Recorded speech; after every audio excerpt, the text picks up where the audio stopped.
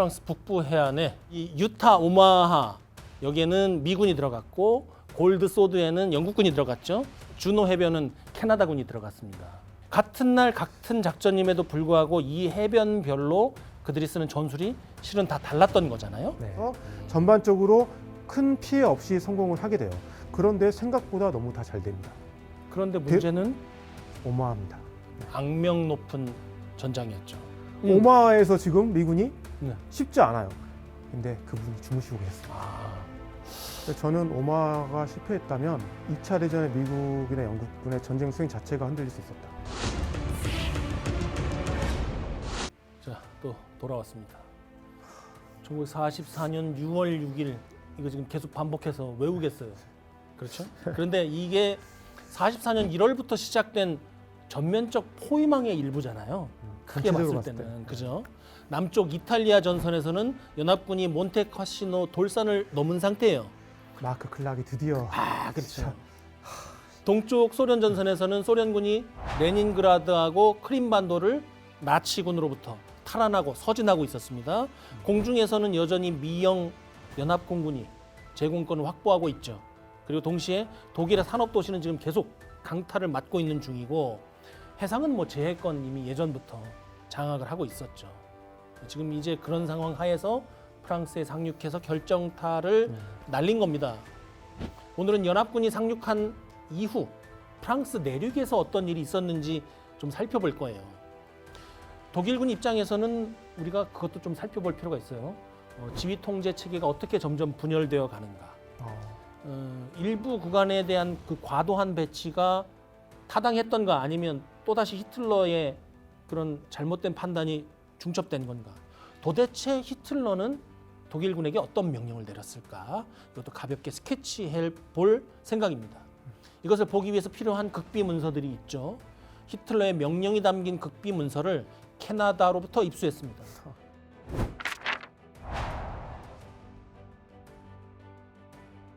자, 여기에 보면 일단 오늘은 분량이 많아요.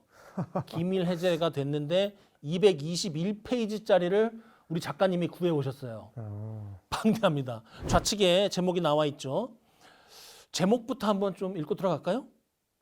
제목 보니까 이제 소유럽 전역에서의 작전. 서유럽 전역에서의 작전. 예.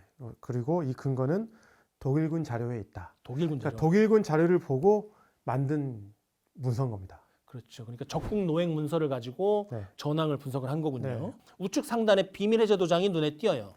비밀이 해제된 날은 1986년인데 for censors use only라고 돼 있어요.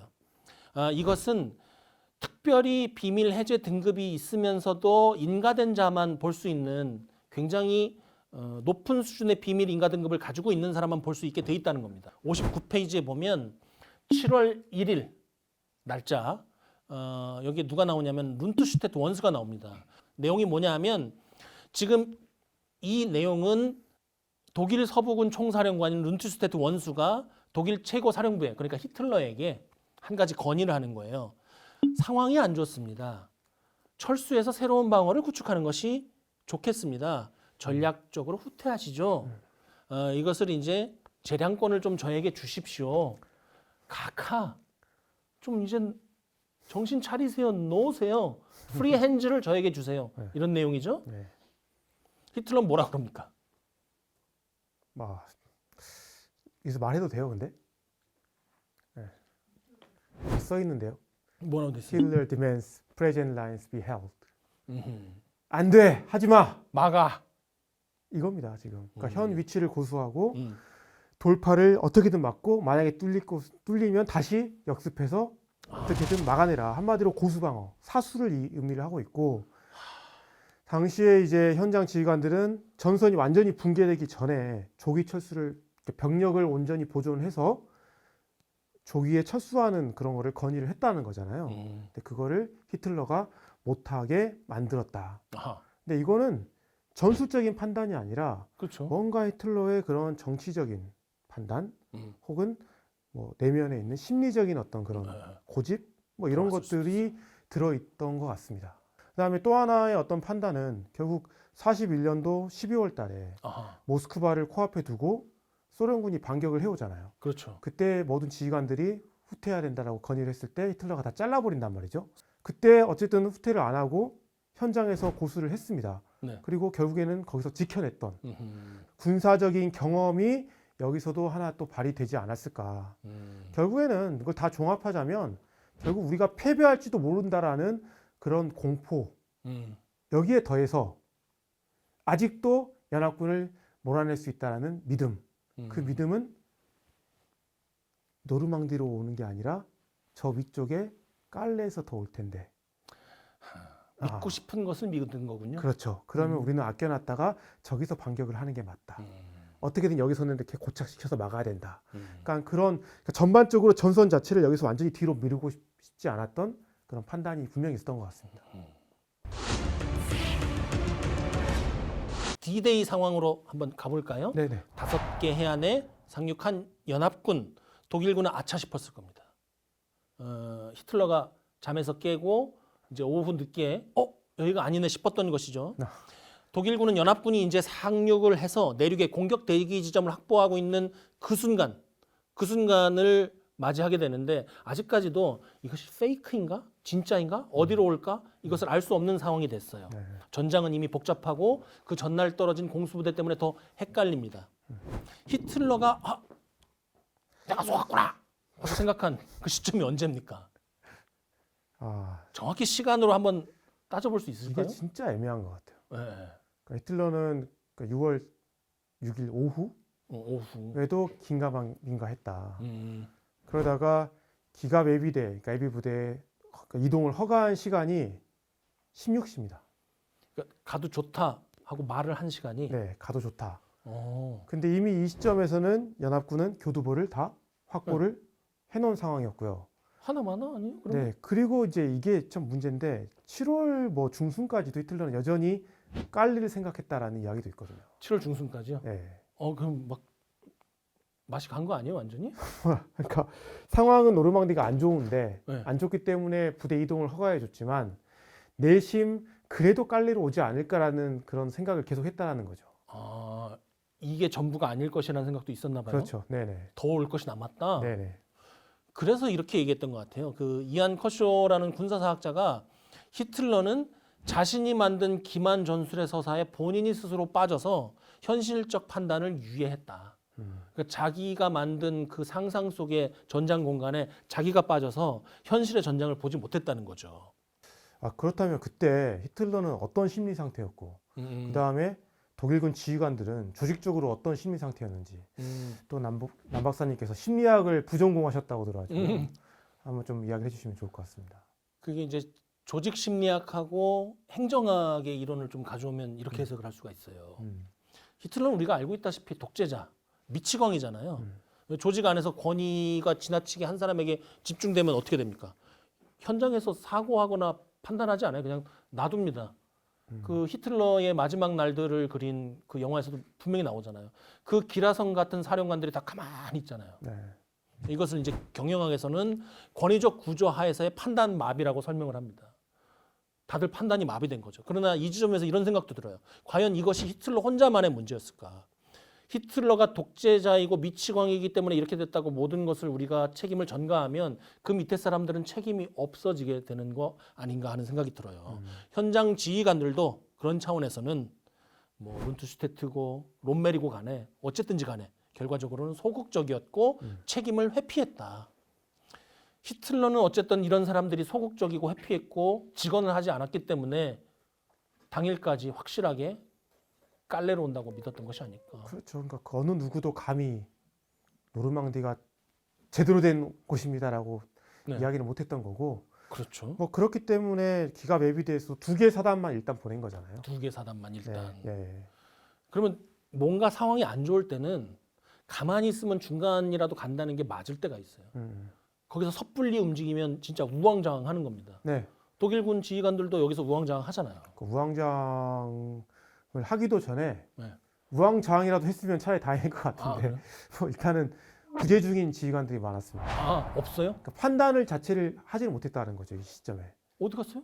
일단 롬멜 어디 간 롬멜은 건 알고. 아까 뭐 네. 지난번에 아내 생일 때문에 네. 독일로 날아갔다. 야, 그건 인정한다. 그 다음에 이 노르망디 지역 자체를 담당하고 있었던 네. 7군 사령관 돌만 상급대장 같은 경우도 다른 또 이제 전쟁 연습을 어떤 훈련에 참가하기 위해서 레네에 가 있었습니다. 좀 떨어진 곳에.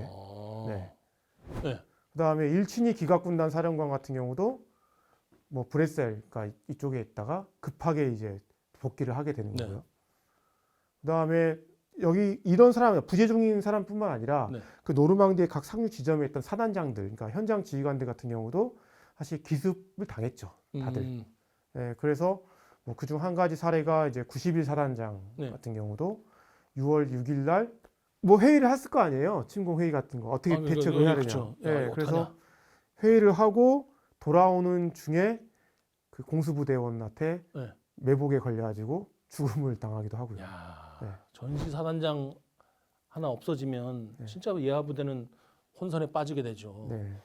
독일군이 각 잡고 링 위에서 진짜로 맞다이로 싸우는 걸 좋아하지 길거리에서 머리끄댕이 잡고 싸우는 난전에 좀 약한 측면이 있습니다. 그런데 지금 5개 해안에 수천 명의 낙하산병, 통신혼선, 주요 지휘관은 없고 히틀러는 기갑부대 안 보내주고 누구는 또 연락이 두절돼갖고 안 오는 상태고 죽어버린 상태고 네. 이게 군인이 싸우는 전선이 아니라 독일군이 느꼈을 때는 조각들이 제대로 맞춰지지 않은 퍼즐이라고 느꼈을 거예요. 아주 미칩니다. 좋아하는 상황이 아니에요. 전장 상황이 본인이 선호하지 않는 상황이 된 거예요. 자, 독일군은 이제 이렇다고 치고 다시 연합군의 상황으로 한번 돌아와 보자면 해변에 상륙했을 때도 우리 더 말할 나위 없이 너무나 힘들었어요. 너무나 많이 죽었고 너무나 고통스러운 과정을 지났어요. 근데 이제 가만히 보면은 해안 지역에서 그러니까 노르망디 해안 지역에서 내륙으로 가는 루트는 크게 두 가지가 있습니다. 두 개. 네. 하나는 이제 서쪽에 있는 미군과 네. 동쪽에 있는 영국군인데 미군 같은 경우는 바로 내려가서 까랑 땅을 거쳐가지고 남쪽으로 쭉 내려가는 거. 아, 남쪽으로. 네. 그러다가 어느 순간 동쪽으로 방향을 꺾겠죠. 그렇죠. 자연스럽게. 네. 그 다음에 영국군 같은 경우는 이제 캐나다군 여기 삽세를 했잖아요. 같이 같이 가죠, 이제. 상륙했으니까. 네. 네. 그래서 영국군과 캐나다군 같은 경우는 일단은 그 바로 밑에 있는 교통유지이자 가장 큰 도시인 깡을 점령한 다음에 그 다음에 남쪽으로 쭉 이동을 해야 되는 그런 상황인 겁니다. 그래서 깡은 사실 사람들이 아는 사람도 있지만 모르는 사람이 더 많죠. 네. 엄청 큰 도시예요. 노르망디 지역의 최대 도시고요. 네. 그다음에 교통의 요지이기도 하고 비행장까지 심지어 있습니다. 그렇기 때문에 여기를 점령해야지 아까 우리가 얘기했던 교두보를 차지한다고 할 때 비행장도 들어 있어야 된다고 얘기하잖아요. 그러니까 예. 완벽한 교두보를 차지하려면 깡의 점령은 필수적이었다. 그렇기 때문에 몽고메리 같은 경우는 네. 상륙작전하고 우리가 전투를 개시를 하면 빠르면 24시간 24시간. 늦어도 며칠 안에 깡을 점령할 수 있을 것이다 라고 발표를 하지만 네. 쉽지 않았죠. 최초 계획대로라면 D-Day 당일에 점령을 했어야 돼요. 그런데 시간이 계속 흘러가고 있습니다. 이곳에 독일군이 기갑사단을 집중 배치했던 것이죠. 아까 히틀러가 허가해줬던 2개 기갑사단이 그렇죠. 오게 되는 거죠. 네. 그런데 이 깡에 접근하는 것조차 쉽지가 않았어요. 네. 깡에 방어를 하고 있는 곳을 가기도 전에 굉장히 힘들었죠. 그러니까 예를 들어서 그 빌레르 보카주 전투가 있는데 네. 영국군은 이제 크로멜 전차입니다. 크로멜. 네, 이제 깡의 측면을 노리면서 진격을 하다가 독일군 기갑 부대를 또 만나게 되는데 독일군 기갑 부대에는 또 유명한 사람 있죠. 미하일 비트만. 비트만. 네. 그때 뭐 한 대의 티거 전차가 어떤 책에서는 뭐 12대라고 나와 있긴 하지만 약 10여 대의 크로멜 전차를 격파했다. 이 정도로 독일군이 정말 치열하게 방어했다라는 거죠. 이 기갑사단이 앞에 매복 나와 있는 것은 물론이고 깡에서는 지금 도시 곳곳에 숨어서 굉장히 전투를 하기 유리한 지형을 사전에 선점을 하고 강력한 방어선을 형성을 하고 있는 거예요. 네. 전선이 순식간에 교착 상태가 되죠. 결국 파리로 갔어야 되는데 이러한 독일군의 맹렬한 저항 때문에 아직도 깡입니다. 아직 노르망디예요. 대단한 적이 있는 것도 아니에요. 여기에 이제 소수의 부대가 맹렬하게 싸우고 있는 것이죠. 이러한 독일군이 연합군 진격의 발목을 단단히 틀어잡고 있습니다. 그런데 어쨌든 이 깡을 빨리 점령을 해야 그 다음 단계로 나가는 거잖아요. 네. 다음 단계로 나가기 위해서 연합군이 어떤 조치를 취했는지 한번 좀 봐야 되겠는데요. 상륙작전 계획 단계에서는 내륙 진출에 대한 고민을 그다지 하지 않았습니다. 음, 그러니까 계획이 상륙 작전까지 거의 다 맞춰져 있었고 그 이후에는 사실 이제 임기응변적인 것들이 상당히 많았죠. 쉽지 않겠죠. 네, 그리고 상대적으로 그러니까 이 지역은 상대적으로 이제 지형이 좀 그나마 괜찮았거든요. 네. 근데 미군이 내려가는 지형은 복화주 지형입니다. 복화주. 네, 관목으로 계속 이루어져 있는. 그리고 또 그 지역의 중간중간은 다 뭐가 있냐면 늪지대입니다. 습지대입니다. 지금 이 지도를 보면은 네. 이 녹색으로 그어진 거 있거든요.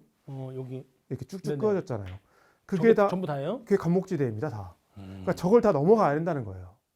그러니까 미군은 어떻게 보면은 정말 진격하기가 힘들었습니다. 그러니까 당시 그 프랑스 내륙에는 그 복화주 지역이 많았는데 아까 제가 뭐 미로라고 이야기했지만 그러니까 이 관목으로 이루어진 울타리인 겁니다. 그 중간중간에 좁은 길이 있고요. 그래서 유래를 보니까 2000년 전에 2000년? 예, 켈트족의 농부들이 와서 경계선을 이제 내 땅이다, 내 구역이다라는 경계선을 그으려고 이게 자연스럽게 생긴 게 아니라 네. 인위적으로 나무를 심었던 게 시간이 지나면서 자연스럽게 나무들이 방벽 역할을 했던 거고 네. 이거는 전차도 넘기 힘들다.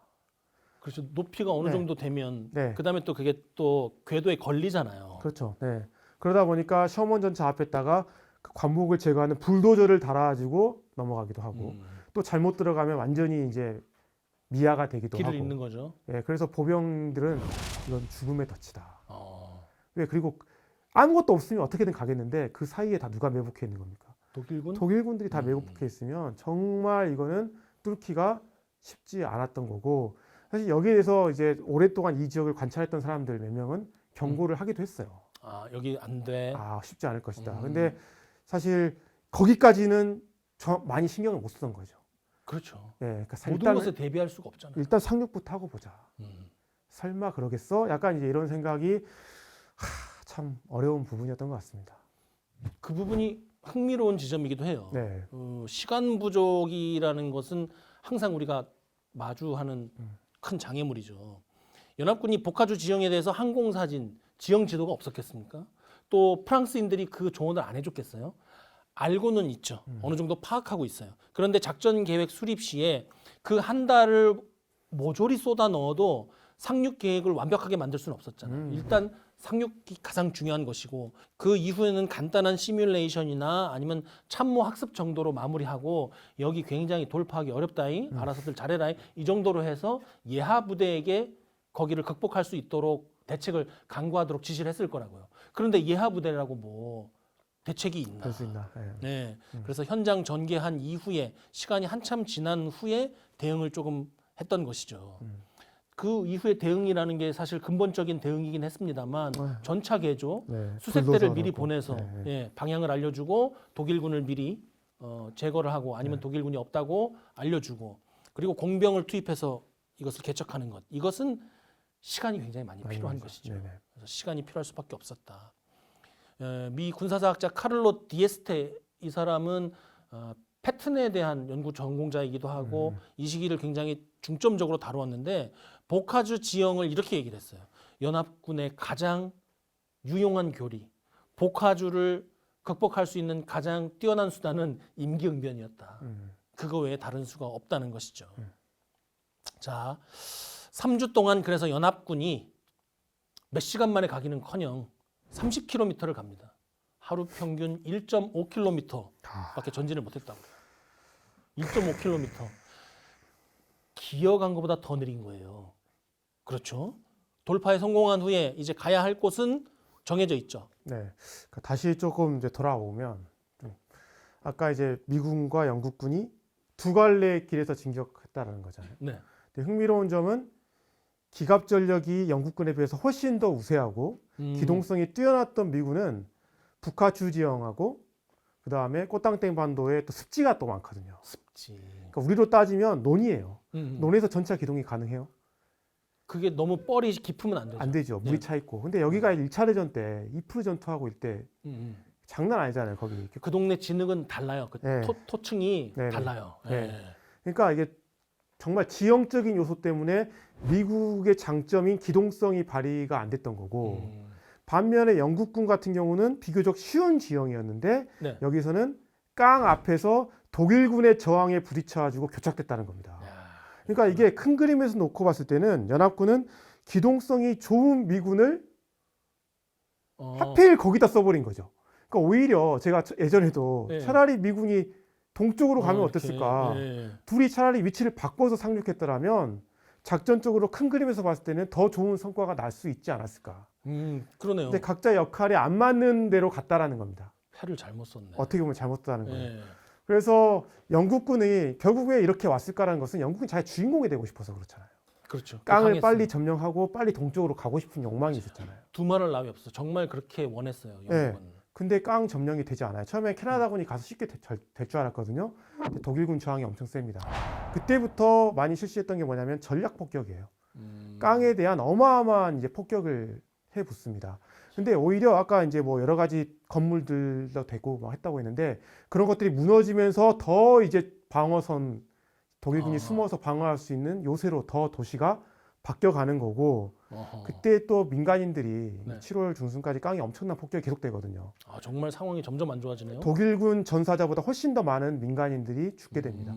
그러면서 지금도 이제 깡 같은 경우는 거기에 대한 기념관도 있고 그 어떤 국민들, 프랑스 시민들의 희생을 기념을 하고 있는데 아무리 이제 좋은 의도에서 전투를 하고 있다고 하지만 이런 민간인 어떤 그런 피해에 대한 그쵸. 부분이 네. 부득이하게 수반될 수밖에 없었던 부분을 좀 안타깝지만 이 깡 사례에서도 많이 우리가 볼 수 있는 것 같고 뭐 혹자는 이거를 학살했다라는 표현까지도 쓰긴 하지만 제가 봤을 때는 거기까지는 아니고요. 그러니까 네. 작전이 너무나 안 되다 보니까 폭격을 하면서 피해가 수반됐다라고 좀 보는 게 어떨까 싶습니다. 아무튼 안타깝습니다. 몽고메리는 본인이 약속한 게 있는데 음. 계속 이게 안 되니까 그런 조치를 또 아, 했던 몽고메리 것 진짜. 같고 7월 중순에 이제 그래서 조금씩 돌파가 되거든요. 네. 그러면서 어느 정도 차지를 한 시점에서 7월 중순에는 지금까지 찔끔찔끔 부대를 이렇게 투입했는데 네. 이제는 어. 대규모로 한번 들어가자라고 하면서 깡의 동남쪽 지역을 완전히 점령을 하고 동시에 팔레즈까지 내려간다. 약간 이런 목표 하에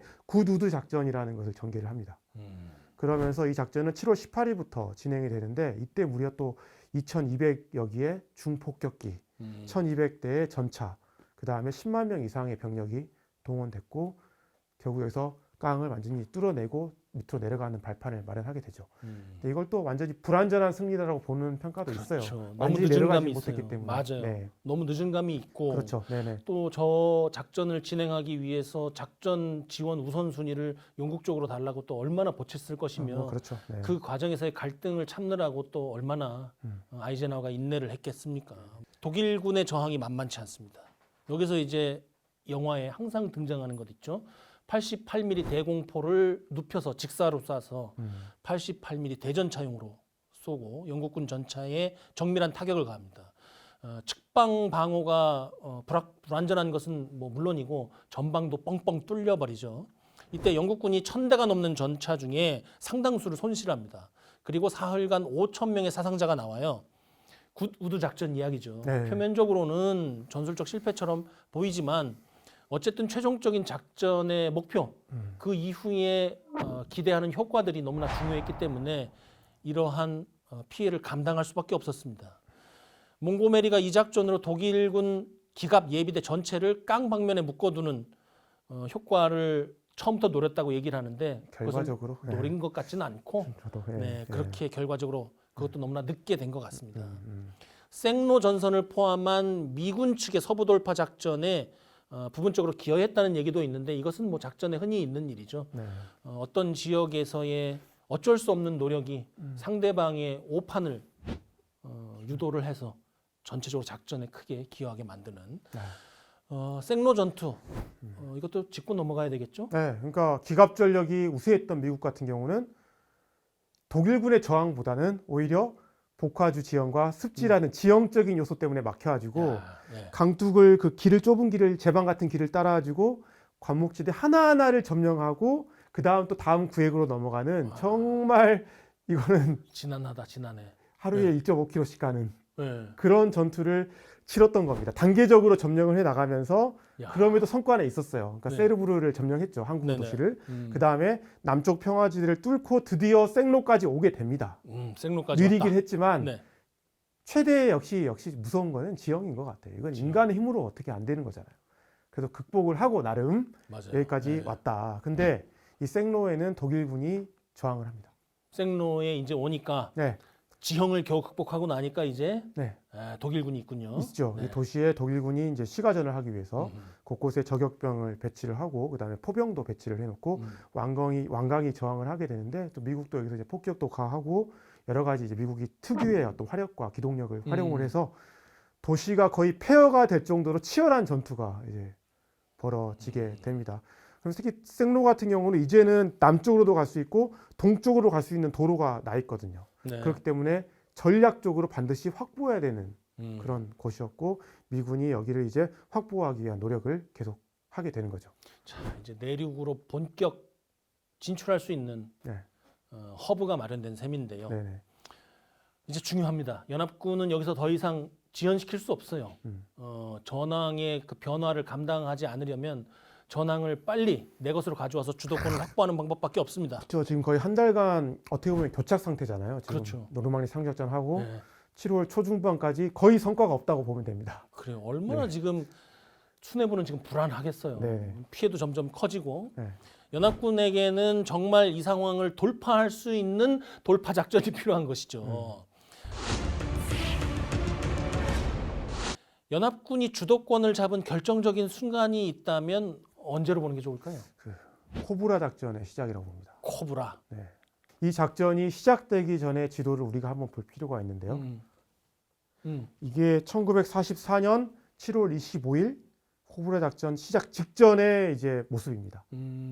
보시면 어때요? 너무 답답함이 느껴지시지 않습니까? 뭔가 답답하네요. 일선형으로 돼가지고 이거를 어디를 뚫고 들어가야 되나 답답하네요. 그래서 이제 브래들리 중장의 일군이 어허. 세 개 군단을 동원해서 펠리에부터 생로를 잇는 무려 6.5km 정면, 지금 말하면 이 전선. 6.5km. 네, 여기에 독일군 방어 라인이 2km 정도 있다고 생각하는 겁니다. 네.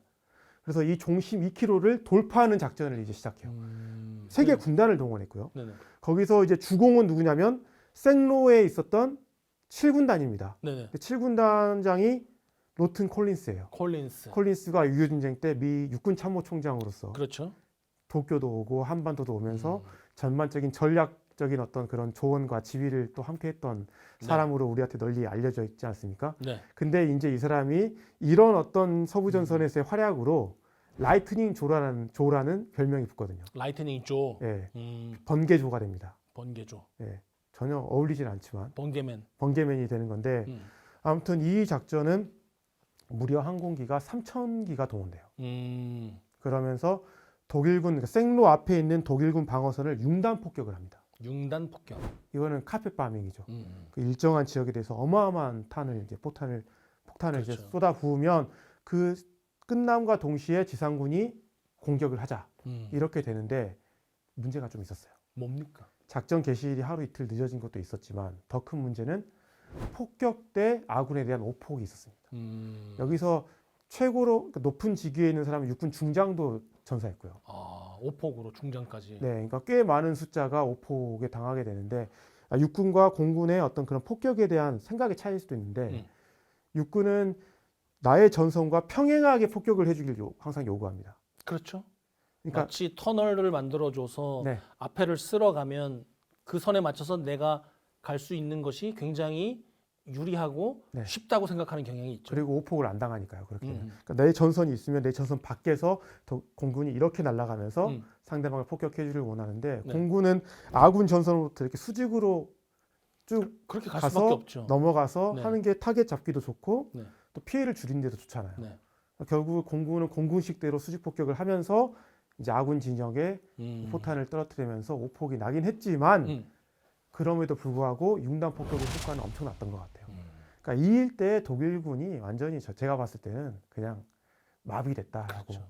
그런 네. 물량으로 그만한 폭격을 할 수 있는 나라가 어디 있었겠어요? 그렇습니다. 그리고 미국밖에 없지. 더 이제 사실 여기서 대단한 거는 다른 사람들은 그래도 독일군이 좀 무너졌을까라는, 그러니까 독일군이 무너졌을까라는 좀 의구심이 있었는데, 이 정도로는 택도 없을 것이다. 네, 뭐 콜린스는 좀 달랐던 것 같아요. 음. 콜린스는 그 징후를 포착을 하고 즉각적으로 공격을 하게 됩니다. 그래서 생로 방어선에 병력을 집중해요. 그래서 완전 이거를 돌파를 하게 됩니다.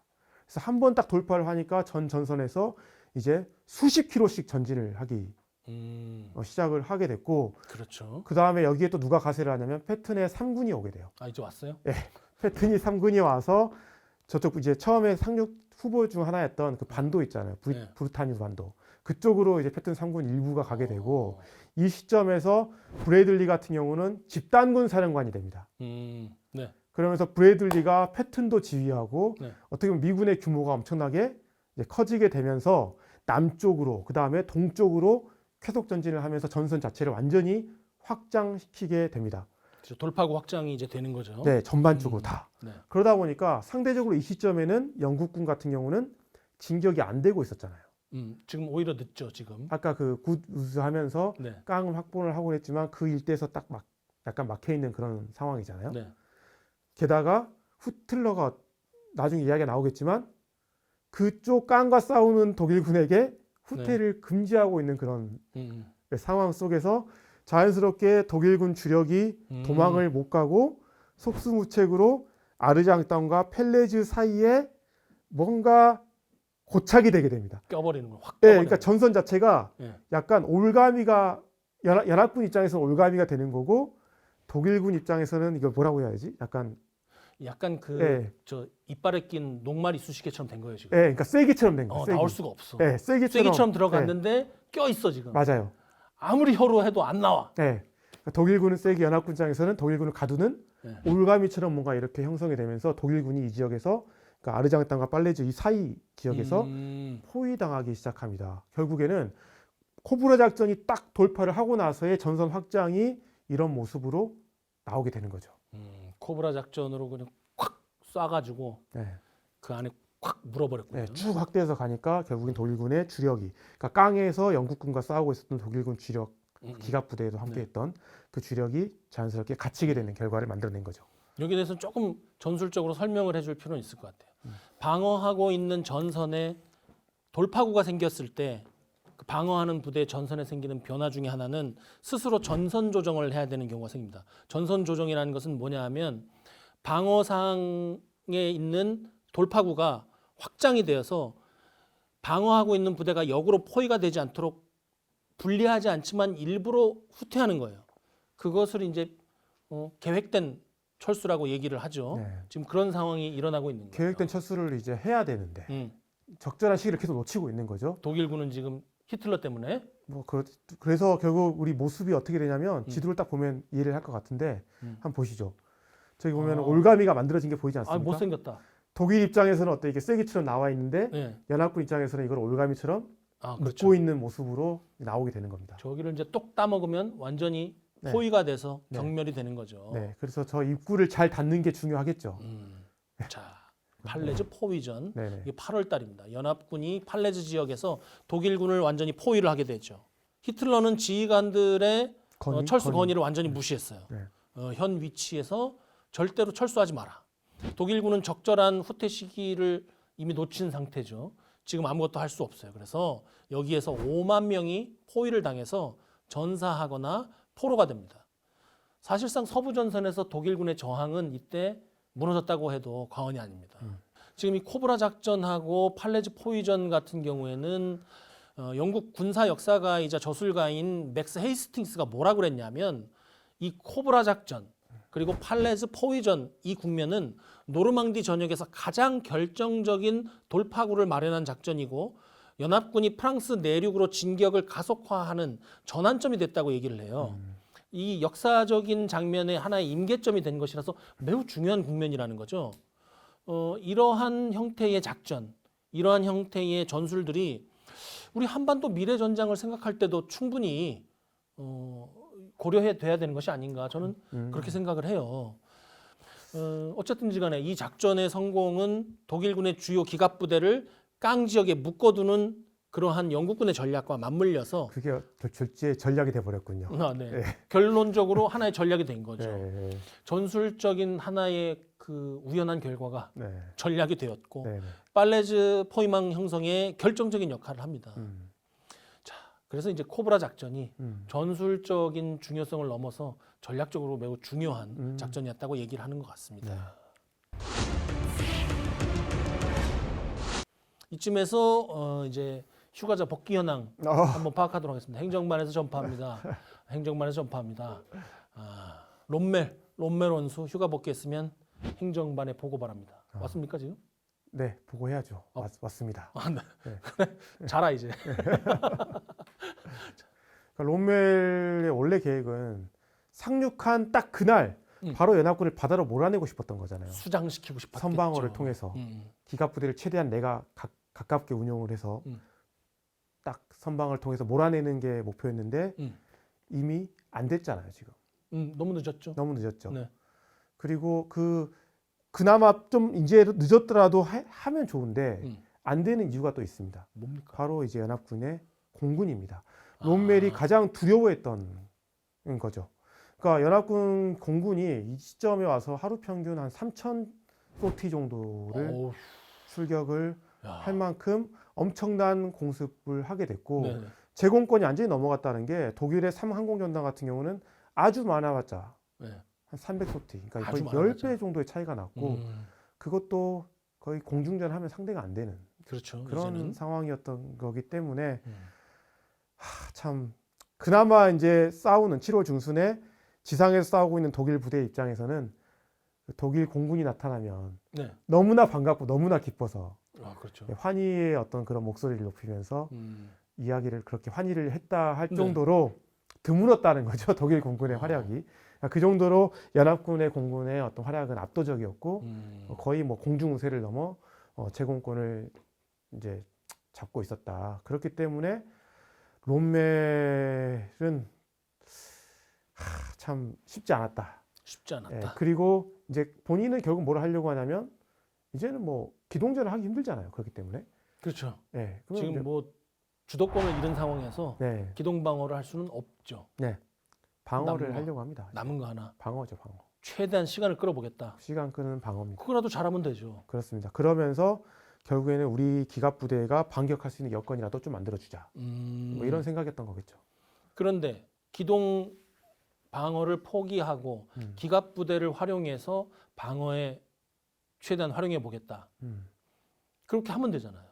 그러니까 기동 방어죠. 어떻게 보면 기동 방어를 하려고. 기동 방어, 기갑 부대를 네. 운용을 해서. 처음에는 선방어 하려다가 완전히 그게 이제 안 되는 거고 음. 이제는 그 지역을, 그러니까 영토를, 땅을 활용해서 이제 기동 방어라도 하자라는 식인 건데 그 기동 방어를 하려면 결국 뭡니까? 아까 말씀하신 대로 전술적 후퇴가 필요하잖아요. 후퇴가 필요하죠. 후퇴가 네. 필요하죠.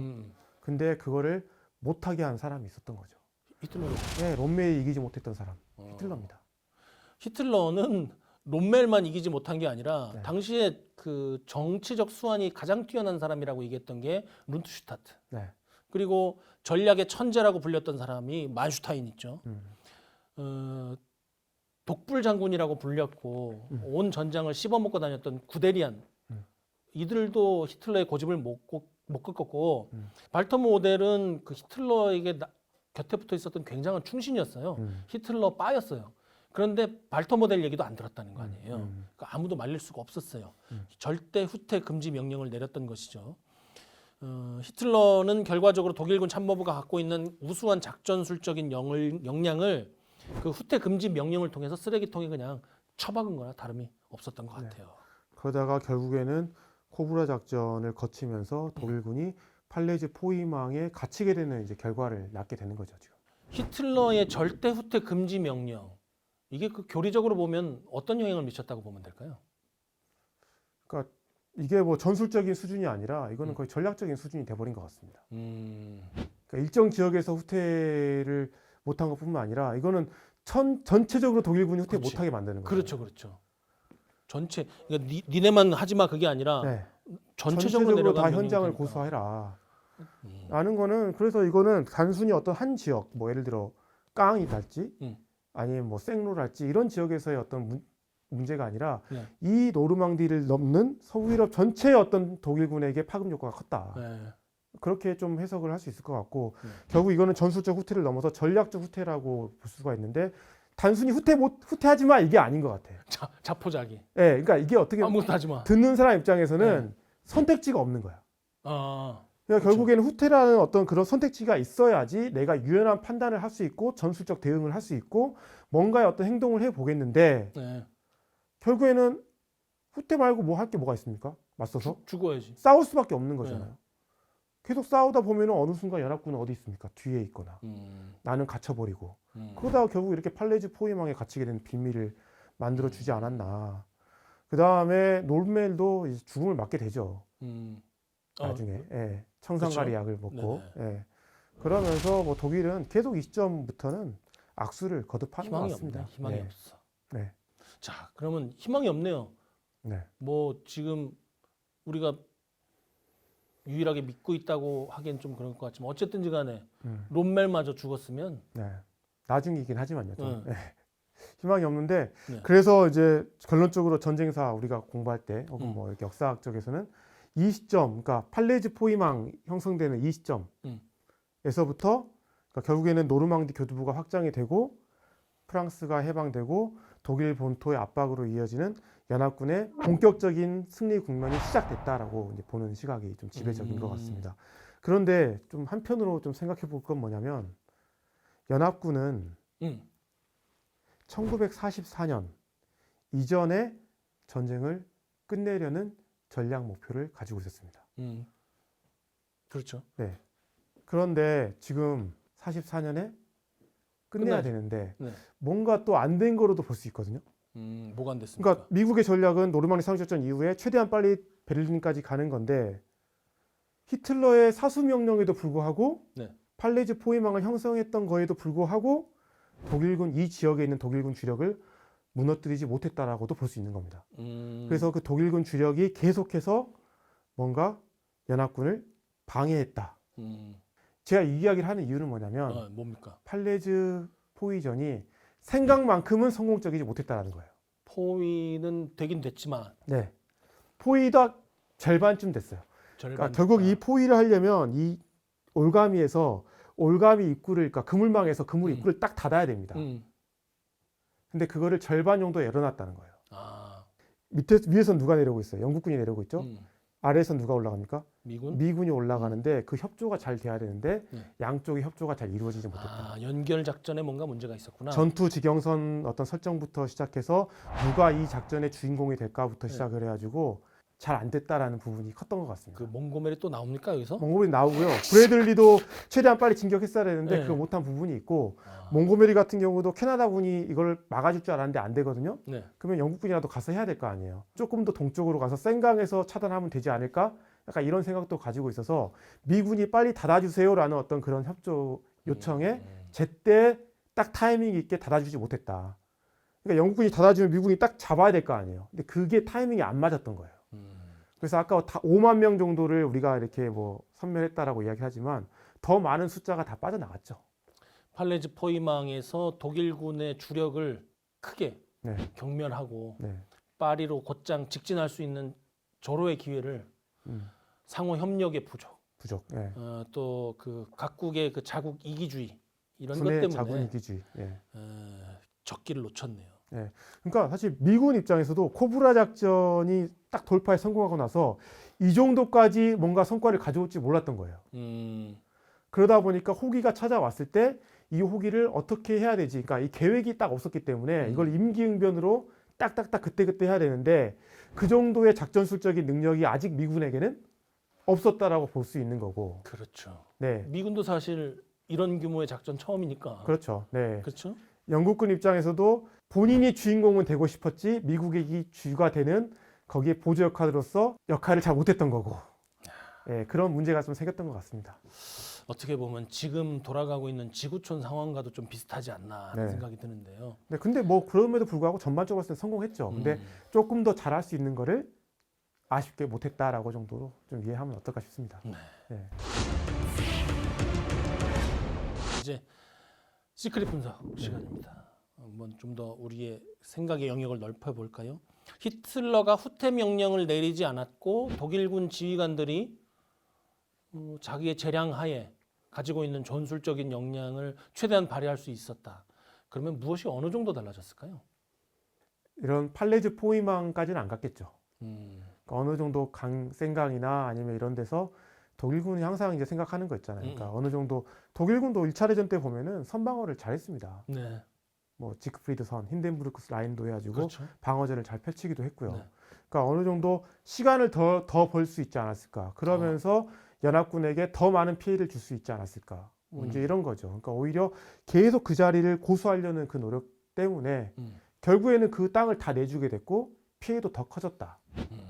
그러니까 근데 그게 완전 전세를 뒤엎을 정도는 저는 아니라고 생각해요. 전략적 후퇴는 시간 벌기 정도는 했을 것이다. 근데 물론 그 시간을 벌면서 다른 방향으로 뭐 협상을 해서 전쟁을 끝내든지 할 수 있을지는 몰랐겠지만 전세 자체를 뒤엎지는 못했을 거다. 좀 유리하게는 했을 것이다. 약간 이런 거죠. 그러니까요. 어떻게 생각하십니까? 전략적인 그 후퇴 그런 것과 이제 무관하게 이미 그 이전에 그 히틀러의 독단과 미치광이 같은 짓에 의해서 자포자기가 된 사령관과 장군들이 주도권을 가지고 끝까지 전선을 유지하려는 그런 열심을 냈을 것인가 하는 부분에도 저는 의구심이 들긴 합니다. 네. 그러니까 진짜 노르망디 상륙작전이 한번 그러니까 노르망디가 뚫리고 난 뒤에는 히틀러가 이길 수 있는 저는 방법이 없다고 생각해요. 그래요? 예, 맞아요. 거기서 어떻게든 몰아냈으면 뭐라도 가능성이 있을 것 같은데 거기서 연합군이 밀고 들어왔다. 이거는 기다리고 있는 거는 패망밖에 없다. 패망. 예. 그래, 너무 좋은 표현인 것 같아요. 근데 그렇기 패망밖에 때문에 없어. 전략적 예비대를 계속 아끼려고 노력을 했던 거고 그렇기 때문에 후퇴를 못하게 했던 거고요. 그 상황에서는 뭐 이해가 안 되는 것도 아니에요. 인간적으로. 네. 네. 그러나 본인이 진정으로 지연시키고 싶었다면 그것을 자기가 갖고 있어서는 안 됐다. 우리가 정말 뭔가 원하는 게 있으면 그걸 하려고 그러면 안 돼요. 그 옆에 걸 해야 됩니다. 우리가 어딘가를 정말 제대로 보고 싶으면 거기를 뚫어지게 쳐다보면 거기가 안 보이잖아요. 주변을 봐야 되잖아요. 지연을 시키고 싶으면 그 부대를 내가 갖고 있어서는 안 되고 그 부대를 줬어야 돼요. 내가 후퇴를 못하게 하고 싶었으면 결과적으로 후퇴를 못하게 하는 것의 기대값은 뭐예요?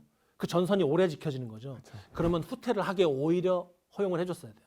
애들한테 너 이거 먹지 마 하면 먹는다? 그래 너가 알아서 결정해. 하지만 네가 이것을 안 먹는 것을 참으면 더 달콤한 꿀이 있을 거야. 그러면 안 먹는 아이들이 있단 말이에요. 그러니까 후퇴를 하지 말라는 그 말 하지 말았어야 돼. 가서 내가 그 얘기를 해줄 걸.